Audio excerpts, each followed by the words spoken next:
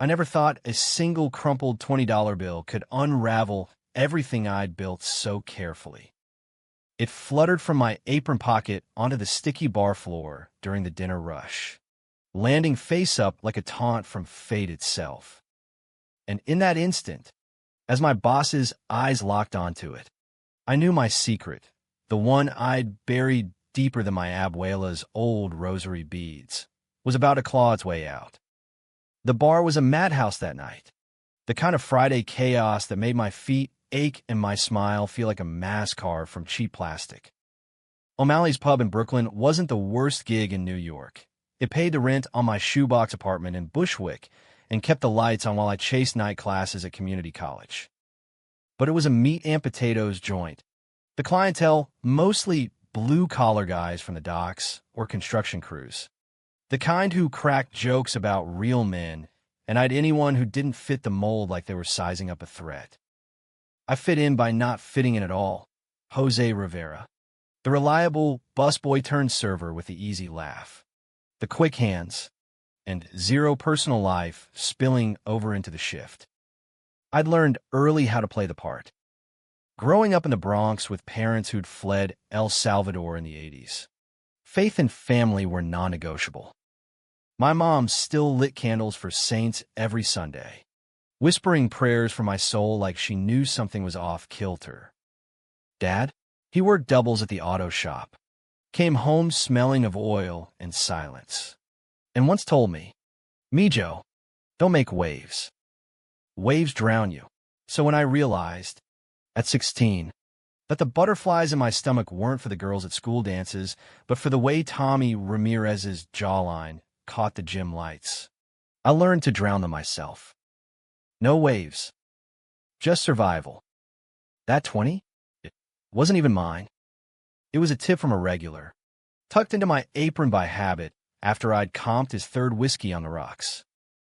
But when it hit the floor, everything slowed. Douglas, my co-worker, the one guy in this dive who made the nights bearable, had just clocked out early, flashing me that half smile that said, "See you tomorrow," without words.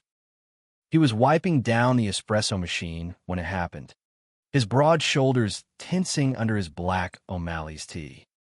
Rivera, my boss, Mick Harlan, barked it like a gunshot. Mick was a relic, 50s, paunchy, with an Eagles tattoo faded on his forearm and a worldview stuck in the Reagan era. He scooped up the bill like it was contraband, holding it between two meaty fingers. "What's this? You skimming off the house again?" The bar went quiet, forks pausing midair, eyes swiveling my way. Heat flooded my face, the kind that starts in your gut and burns up to your ears. "Mick, that's not, it's a tip. Man." From table 6. I was just. "Lies don't suit you, kid." He crumpled it in his fist, stuffing it into his own pocket with a wink at the crowd. Laughter rippled. Low. Like thunder rolling in off the East River. "You think I don't see you? Sneaking extras. Batting those pretty lashes at the drunks. Keep it up, and I'll dock your whole shift. Pretty lashes." The words landed like a slap, laced with that edge, the one that said he knew more than he let on. I caught him watching me before, not in a friendly way, but like he was piecing together a puzzle he didn't like. Whispers had started months back, after a coworker saw me at a pride float on TV last June, though I'd sworn him to secrecy. Mick never said it outright, but the extra shifts on slow nights, the accidental brush of his hand when handing over trays, it all screamed warning. "Keep your head down. Jose. Don't let them smell the difference." I swallowed the retort, forcing a chuckle that sounded hollow even to me. "Won't happen again, boss." The crowd lost interest, conversations bubbling back up, but Douglas lingered by the door, his dark eyes flicking to mine with something I couldn't read. Concern? Pity? He mouthed, "You okay?" And I nodded. Too quick. Too fake. By closing time, the 20 was gone, vanished in a mixed tip jar like it had never existed. I clocked out with $80 in my pocket instead of 100, the shortfall gnawing at me like hunger. Douglas waited outside, leaning against his beat-up Honda Civic, the streetlights casting shadows that made his face look sharper, more alive. He was the only reason I hadn't quit O'Malley's yet. Douglas Hale, 28 to my 24, with that mop of chestnut hair that fell into his eyes and a laugh that cut through the din like sunlight through fog. We'd started as shift buddies, trading stories over late-night slices at the pizza joint down the block. He was from Philly originally, escaped a family that leaned hard into traditional values, though he never spilled details. One night, after too many IPAs, he'd admitted he was bi, the words slipping out casual as ordering fries. It's not a big deal, he'd said, but his shoulders had eased like he'd been carrying bricks. Me, I froze, beer halfway to my lips, and changed the subject to the Knicks' latest choke. Because if I said it back, if I let gay cross my lips, it would crack the dam. And in a place like O'Malley's, cracks got you drowned. You want a ride? Douglas asked now, jingling his keys. The November chill bit through my thin jacket, the Brooklyn streets slick with early rain. Nah, I'm good. Subway's fine. Lie. I hated the F train at midnight. The stares from drunks who saw my brown skin and assumed I was fair game for questions about where I'm really from. He didn't buy it. Come on, Jose. That asshole doesn't deserve your loyalty. Let me drop you. We drove in that comfortable silence we did best. The radio humming low with some indie folk station he loved, songs about lost loves and open roads. His car smelled like pine air freshener and the faint citrus of his cologne, the kind that made my pulse stutter if I breathed too deep. By the time we hit my block, the rain had picked up, drumming the roof like impatient fingers. Thanks, man, I said, hand on the door. For, you know, having my back. Always. He reached over, squeezing my shoulder, brief, brotherly, but enough to send a spark down my arm. Mix a prick. Tips are sacred. You deserve better. I wanted to tell him then. Spill it all. The fear that choked me every time a customer slung an arm around my waist in a bro hug that lingered too long. The prayers I still half believed might fix me. The way his voice in the mornings made the whole grind feel possible. But the words stuck, heavy as lead. Instead, I muttered good night and bolted into the rain, the door slamming behind me like a full stop. The next week blurred into the usual grind. Mornings buried in textbooks for my psych elective. Afternoons slinging drinks until my wrists cramped. Douglas and I fell into our rhythm, him on bar duty, me weaving tables, our glances crossing like secret handshakes. There was this one night, mid-shift, when a bachelorette party rolled in, loud, glittery, the bride-to-be in a sash that screamed future misses. O'Malley, ironically. They ordered Cosmos and shooters, tips flowing like the drinks. And for once, the energy felt electric, not exhausting. Douglas caught my eye from across the bar, holding up a shaker with a grin that said, "Watch this." He mixed their signature Brooklyn Bride cocktail, vodka, cranberry, a splash of something blue for luck, and passed it over with a flourish. The girls ate it up, squealing as he juggled limes like a circus act. I laughed, real and unguarded, and for a second, it was just us in the chaos, him shining, me seeing him clear as day. Later, as we cleaned up, he bumped my hip with his. "You were killing it tonight. That table in the corner, they left you $40. Wish I could say the same for Mixed Cut." I wiped down a booth, the rag coming away sticky with spilled beer. The shortfall from last week still stung. My phone bill was late, and Mom had called twice, her voice thick with worry about making it in the big city. Douglas paused, leaning on the mop. "Hey, what if we, I don't know, report him? Tips are ours by law, right?" I snorted, but it came out bitter. In theory. But Mick's got the owner in his pocket, old golf buddies or some shit. And if I push, I trailed off. The unsaid hanging. If I push, everything unravels. The job, the fragile piece, the lie I've lived. He studied me, those hazel eyes seeing too much. Jose, you're more than this place. You know that, right? My throat tightened. God, I wanted to believe him. Wanted to lean in, close the gap, let the truth breathe. But the bar's back door creaked open then. Mick lumbering in with a crate of empties, his gaze sliding over us like oil. Hail! Rivera, quit yapping. Clock's ticking. We scattered, the moment dissolving like sugar in rain. It built slow, the storm. Mick's jokes sharpened, comments about my swishy walk when I dodged a spilled tray, or accidentally assigning me the rowdiest tables.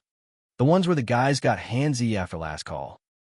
Tips dipped, not just from his sticky fingers, but from the vibe. Customers sensing the chill, tipping less to match. Douglas noticed. Of course. He started slipping me extras from his station, forgot this in the drawer, his fingers brushing mine longer each time. One Thursday, after a brutal double, we ended up at that pizza spot again. The place was a hole in the wall on Knickerbocker. Neon sign, flickering mamas over checkered tables. We split a large pepperoni, steam rising like ghosts, and the beer loosened my tongue just enough. You ever feel like you're performing? I asked, picking at a crust. The words tumbled out, vague but loaded. Douglas nodded slow, like he'd been waiting. Every damn day. Back home, it was church every Sunday. Dad quoting Leviticus like it was the sports page. Came out at 22, nearly got disowned. Now, I pick my battles. My heart hammered. What if the battle picks you?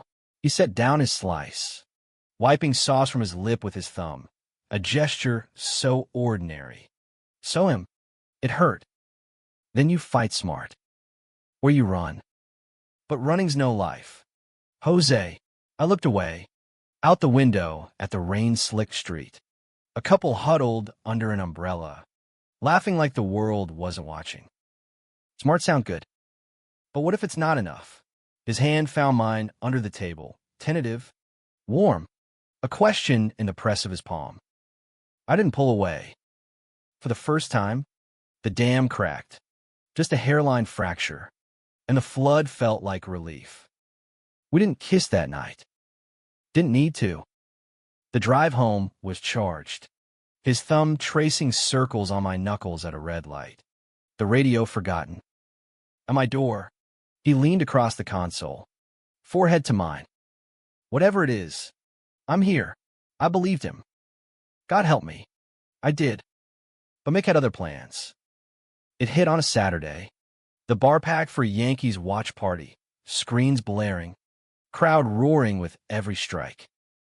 I'd pulled a killer shift, trays balanced like a pro, tips stacking in my apron, 50s, 20s, even 100 from a high roller in a suit.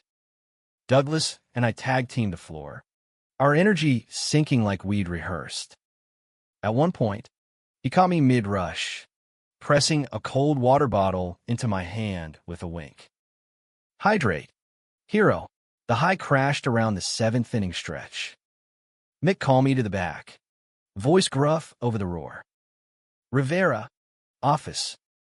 Now, the office was a glorified closet, desk piled with receipts, a mini fridge humming like a judgmental ant. He shut the door, the click loud as a gavel. Heard some talk, he said, not looking at me, rifling papers. About you and Hale. Cozy. Huh, my stomach dropped. We're friends. Mick. Co-workers. He laughed, short and ugly. Friends. Right? Look, kid, I run a clean ship. No drama. No. Distractions. His eyes flicked up. Hard. Hand over your tips. How's policy tonight? Pooling for the team. It was bullshit. No policy. No pool. But arguing meant escalation, meant him digging deeper into the talk. I emptied my apron. The bill's a green waterfall onto his desk. $320. Hard-earned sweat. He swept them into a lockbox, the key vanishing into his pocket. That's theft, I whispered, voice cracking. Call it a loan. He leaned in, breath sour with scotch. Or call it incentive to keep things straight. Get my meaning? The door flew open then, Douglas. Face thunderous. Jose. Everything, he stopped. Clocking the scene. Me pale. Mick smirking. Out. Hail, Mick snapped. This don't concern you. But it did. Douglas's jaw set. That Philly fire sparking. Like hell. That's his money. The argument spilled into the bar. Voices rising over the crowd's cheers. Mick went red, jabbing a finger at me. Ask your buddy here what he's been hiding. Why the tips always disappear on his shifts. Why he's always so friendly with the boys. The room hushed, heads turning. A guy at the bar muttered fag, loud enough to carry. Laughter followed, cruel and building. Douglas stepped between us. Back off. Mick. This is harassment. Harassment, Mick bellowed, spittle flying. I'm protecting my business from pervs who think they can prance around. Stealing and seducing. The word hung. A guillotine. Eyes on me, judging. Stripping. My secret, the one I'd guarded like a loaded gun, fired point blank.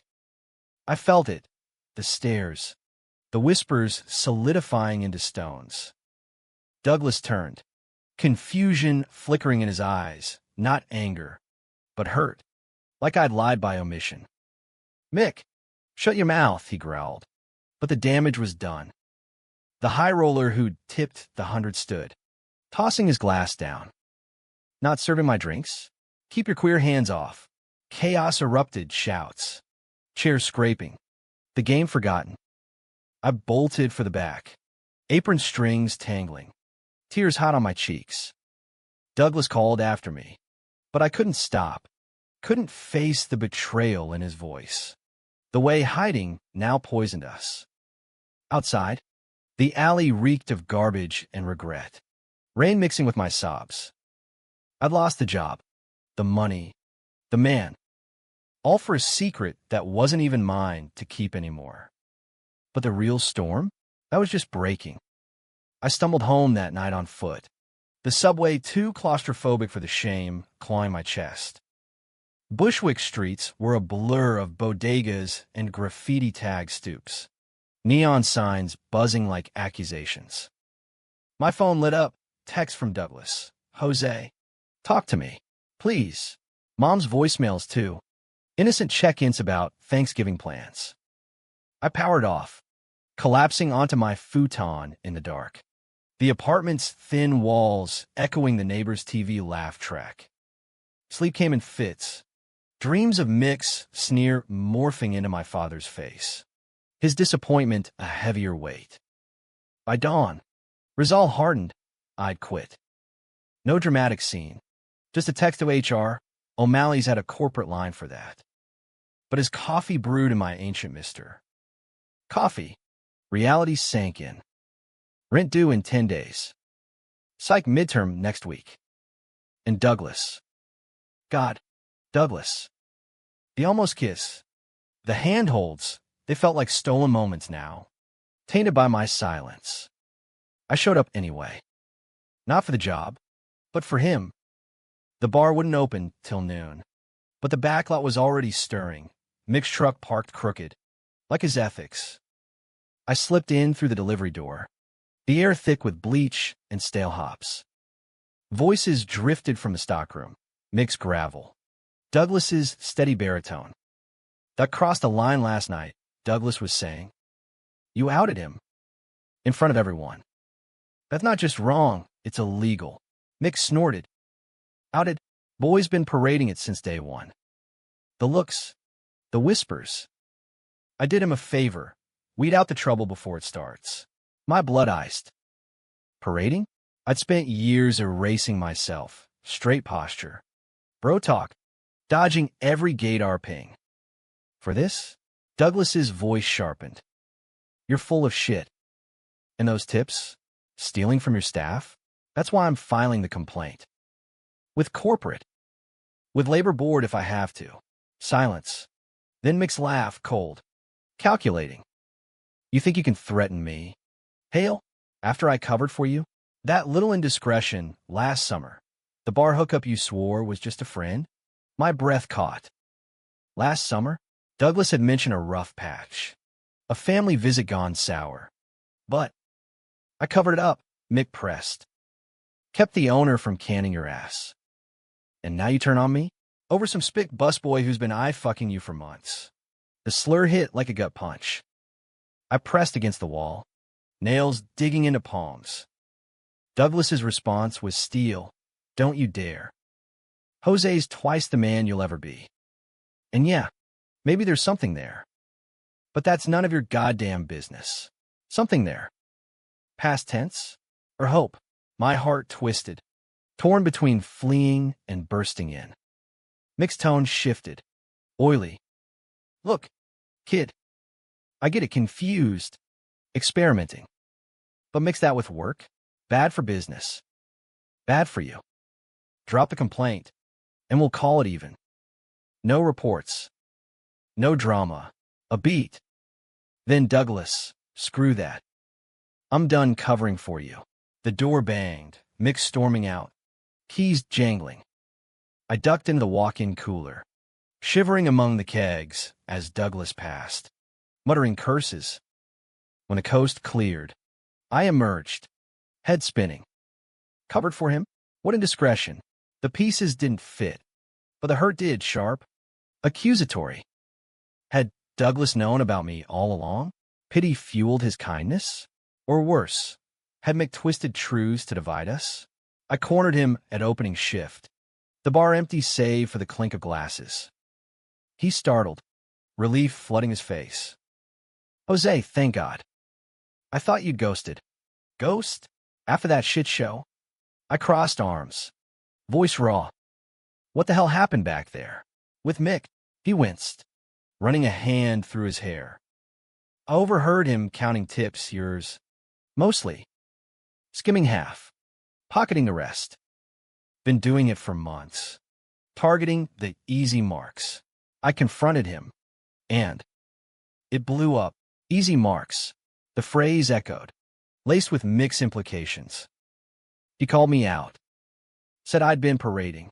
You hear that? Douglas's jaw clenched. I heard enough. He's a bigot. Jose. A thief. We can fight this together, get your money back. Expose him. Together. The word dangled. Tempting. But doubt not. And the part about you? Last summer? What did he mean? Covering? His face shuddered. That Philly wall slamming up. Nothing. Old news. A mistake I made. Drunk. Stupid. Hooked up with a guy from the bar crowd. Mick walked in. Threatened to tell the boss unless I owed him favors. Shifts. Promotions. It's how he controls people. A hookup. Covered up. My stomach churned. Not jealousy, but the parallel. Secrets traded like currency, binding us to monsters like Mick. So you knew. About him watching us. And you didn't say? I suspected. Thought I could handle it. Protect you without dragging you in. He stepped closer, voice dropping. Jose, last night. When he said it, I wanted to deck him. But seeing you run, knowing I let it get this far, that killed me. His hand hovered, then dropped. The air between us crackled, unspoken truths piling like storm clouds. I wanted to rage at Mick, at myself, at the world that made love a liability. Instead, I whispered. I hid it. From everyone. Even you. Because if I said it out loud, it'd be real. And real gets you fired. Or worse. Douglas's eyes softened. Pain mirroring mine. You're real to me. Have been since that first slice. When you quoted Whitman like it was baseball stats. I sing the body electric. Come on. A laugh bubbled up. Fragile. He remembered. The dam cracked wider. But Mick's truck revved outside, shattering it. Shift starts now, Douglas said. Regret thick. But after, we talk. For real. I nodded, grabbing an apron. For real. It sounded like freedom. The day dragged, tension thick as fog. Customers trickled in, regulars avoiding my eyes. Whispers trailing like smoke. Mick played it cool, barking orders with a smirk that said he'd won. Douglas and I stole glances. A silent pact forming. By close, we'd pooled evidence, time-stamped tip logs from my phone. Blurry pics of Mick's lockbox Douglas had snapped. Enough for a case. Maybe. We met at the park instead of pizza. McCarran, the one with the old pool drained for winter. String lights twinkling over empty benches. Rain had cleared, leaving the air crisp, leaves crunching underfoot. Douglas spread a blanket from his trunk. 2 thermos coffees steaming between us. No more hiding, he said, passing me a mug. Your rules. I sipped, the bitterness grounding. Born in the Bronx. But you know that. Mom's a nurse. Dad fixes cars. Catholic till it chafed. First crush was the altar boy. Thought it was admiration till I dreamed about kissing him under the crucifix. I laughed, self-deprecating. Ran track in high school to prove I was manly. Came here for college. But life's detours. He listened. No interruptions. His presence a balm. When I finished the fears, the prayers, the loneliness, he leaned in, thumb brushing my cheek. You're brave as hell. Jose. Hiding that? In this city? This job? That's not weakness. That's armor. Armor I'd shed now. Piece by piece. Our knees touched. Then hands. Fingers lacing like they'd always known the way. The kiss came natural, soft at first. Exploratory. Then deepening with the hunger of withheld years. His lips tasted like coffee and salt. His hand cupping my neck like I was fragile. Precious. The world narrowed to that. Us. Under the lights. The city humming distant approval. We broke apart breathless. Foreheads pressed. What now? I murmured. Now, we fight. For the job. The tips. Us. Us. It settled warm in my chest. But dawn brought the backlash. My phone exploded. Notifications from group chats. Screenshots circulating. Mixed version. Twisted into pervert server assault boss over stolen cash. Comments poured. Slurs. Threats. Old classmates from the Bronx piling on with knew he was off. Even mom texted. Jose? What's this? Call me. Douglas called from the bar. Mick suspended us both, pending investigation. But corporate's involved. We might have a shot. A shot. Fragile as hope. I paced my apartment. Walls closing in. The mirror mocking my tired eyes. Fight or fold. The decision loomed. Heavy as inheritance. Then the knock, sharp, insistent. Not Douglas. Mick, reeking of last night's booze. Face mottled. You think you're smart. Rivera, leaking lies to the suits. I didn't. He shoved past, slamming the door. That boyfriend of yours did. But I got dirt too. Videos from the security cam. You too. All cozy in the alley last month. Smiling like idiots. Send it to your family? Your school? One click. Blackmail. The word tasted like bile. My mind raced. Mom's heart condition. The parish gossip that could crush her. College dreams. Already teetering. Leave, I choked. Or I scream. He laughed. Backing out. Your call. Pretty boy. But remember, waves drown. Alone. I sank to the floor. The video a ghost haunting. Douglas texted. HR meeting tomorrow. You in, or out safe? Silent. Alone? The choice tore me. Love versus legacy. Truth versus survival. The HR meeting was a farce. Squeezed into O'Malley's cramped office like a bad blind date. Suits from corporate, two women in pencil skirts. Clipboards, clutched like shields, sat across from us. Mick looming in the corner like a bad omen. Douglas and I arrived together, shoulders brushing in the hallway. A united front that felt more like a last stand. Mr. Rivera, Mr.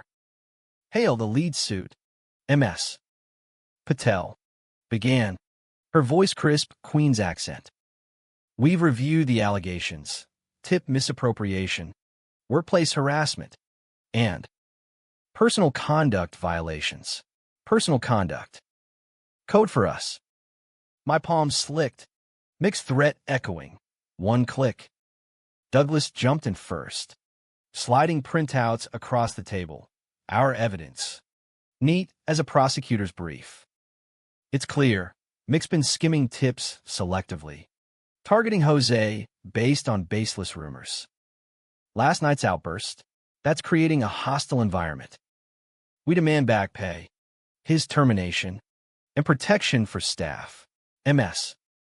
Patel nodded, jotting notes, her partner murmuring into a recorder. Mick shifted, eyes boring into me. Rumors? Kid's the one stirring shit, flirting for extras, cozying up to Hale on company time. I got proof. He pulled out his phone, thumb hovering. My heart seized the video, but MS. Patel raised a hand. Evidence will be submitted formally. Mr. Harlan. No theatrics. The meeting dragged, questions about dates, amounts, witnesses. I spoke when prompted, voice steady despite the quake inside. He took $500 over 3 months. Made comments about my appearance. Escalated to outing me publicly. The word outing hung. Raw. The suits exchanging glances that said they'd seen this script before. Douglas squeezed my knee under the table, subtle, steadying. When it wrapped, MS. Patel promised a ruling in 72 hours. In the interim, paid leave for all parties. No contact. No contact.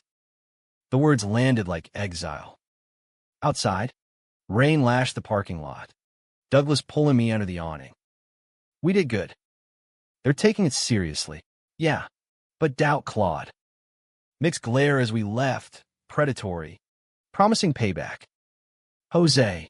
He turned me, rain dripping from his hood. Whatever comes, we're solid. Okay, I nodded. But the kiss we shared, urgent, rain-salted, tasted like goodbye.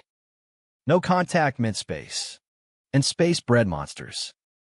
The 72 hours stretched eternal. I hold up.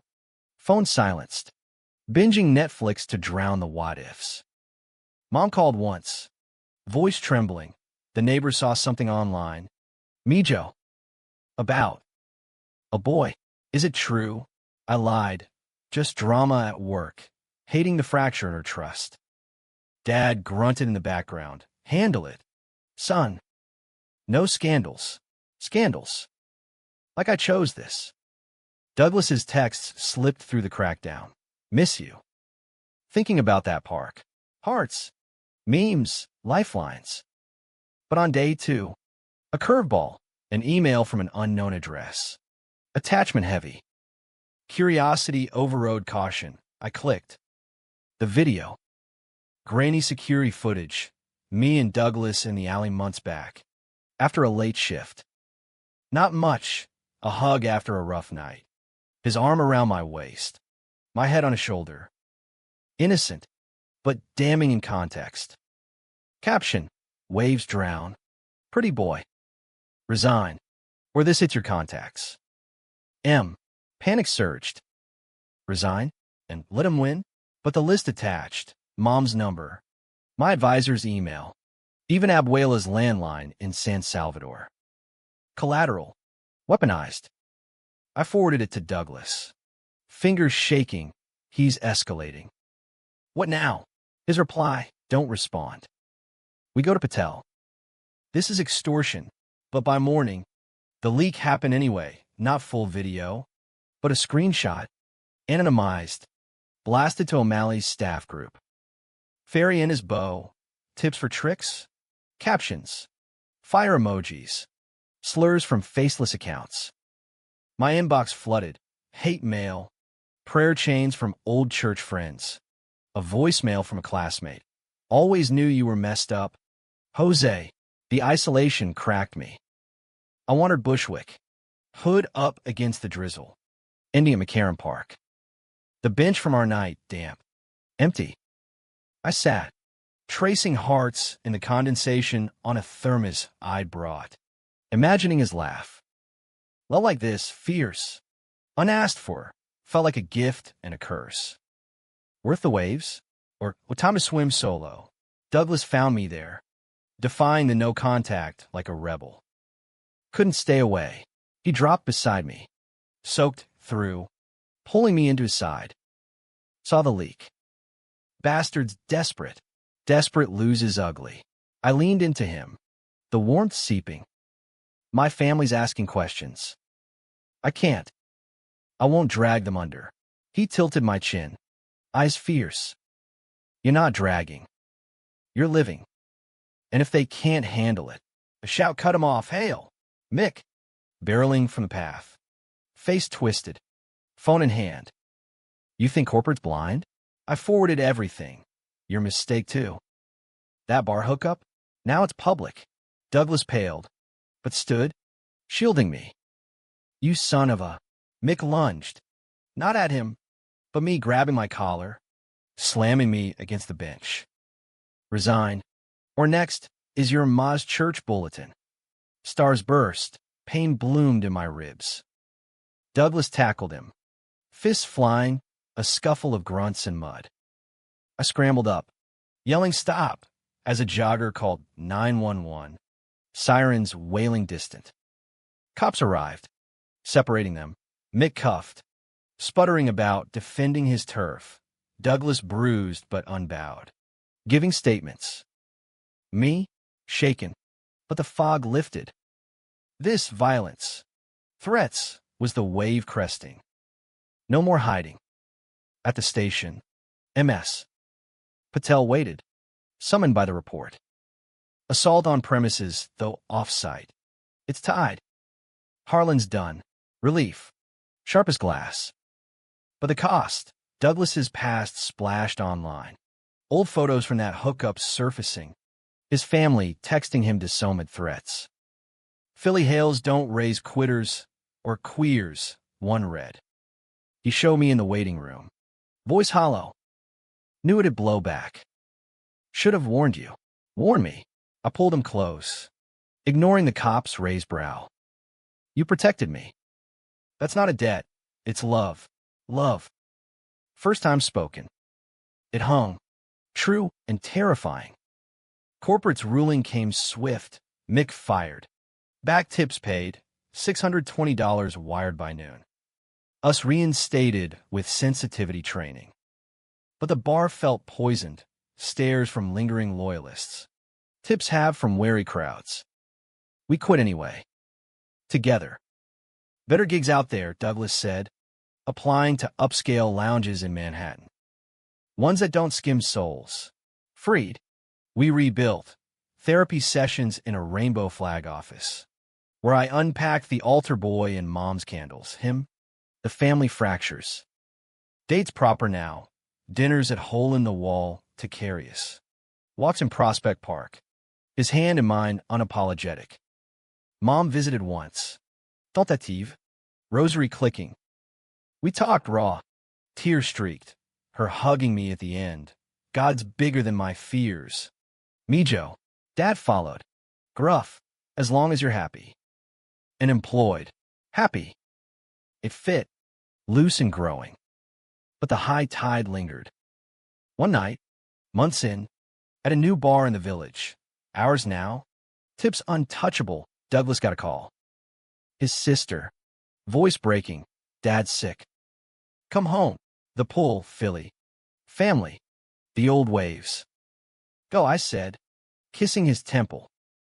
I'll hold the fort. He hesitated. I searching. What if I don't come back? The question gutted. Sacrifice or selfishness?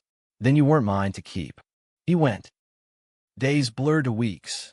Text sparse, complicated. Love you. Silence. Then, can't do this halfway. Betrayal? No, truth. His choice. My mirror. I paced our shared apartment. His books. My notes, grieving the what-ifs. He returned on a red eye. Airport weary. Dropping his bag at dawn. I told them. All of it. Dad. He listened. Said sorry. Tears tracked his cheeks. But the city's home. You're home. We collided. Messy. Whole. No more secrets. No drowned waves. Just us. Navigating the current. A year later, O'Malley's faded like a bad tattoo, remodeled into a craft beer hall. Mix Eagles ink traded for hipster murals. We didn't go back. Douglas and I landed at the Lantern, a cozy spot in Williamsburg, exposed brick. Live jazz on weekends. A crowd that tipped in rainbows and respect. No skimming. No sneers, just work that hummed. Nights that blurred into us. Life layered on, my degree finished. Psych bachelor's framed on the wall. His promotion to manager. The kind with a key to the safe. We moved to a one-bedroom in Greenpoint. Windows overlooking the bridge lights. Mornings tangled in sheets that smelled like citrus and home. But scars linger. Faint but felt. Holidays with Mom now meant bilingual toasts to love in all its colors, her hand on mine, rosary tucked away. Dad grilled Douglas on the Mets once, bonding over strikeouts. Abuela sent care packages from El Salvador, tamales frozen stiff, letters in looping script, be brave. Nieto. God loves the hidden hearts. Douglas's family? Slower thaw. His sister visited, wary but warming over empanadas. Dad's card at Christmas. Proud of you, son. No Leviticus quotes. Progress. Inch by inch. The real test came in spring, Pride season, floats gearing up on 5th. I dodged it for years. The spectacle too exposed. This time, Douglas tugged me along. We're marching. As us. The night before. Nerves jangled. We prepped on the couch. Signs painted love wins. Tips included, his laugh easing my knots. But sleep brought dreams. Mixed face morphing to crowds jeering. Tips fluttering away like accusations. I woke sweating. Douglas's arm heavy across me. Bad one. Yeah. I traced his knuckles. What if it's never enough? The world's still. Waves. He propped up. Lamp glows soft on his stubble. Then we swim tandem. Remember McCarran? That kiss in the rain? That's our anchor. Anchor. It held. Pride Dawn Electric. 6th Avenue a river of color. Drums thumping like heartbeats. We marched mid-parade. His hand in mine. Sweat slick but sure. Chants rose. We're here. We're queer. Strangers cheered. Confetti rained. A kid on the sidelines waved a tiny flag. Eyes wide, future unhidden. Halfway, my phone buzzed. MS. Patel. Of all people. Heard you're thriving. Harlan? In jail, tipped theft ring. Bigger than we knew. Thought you'd want to know. Karma. Delayed, but delivered. I showed Douglas. We hooped. Spinning in the street till dizzy. The after party was at a rooftop bar, ours.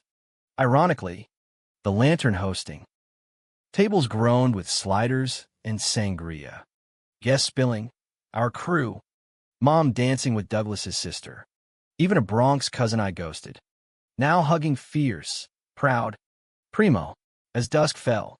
City lights winking. Douglas pulled me to the edge. 1 year, he murmured. slipping a key into my palm, not to the bar, but etched with a tiny rainbow. To more. All of it.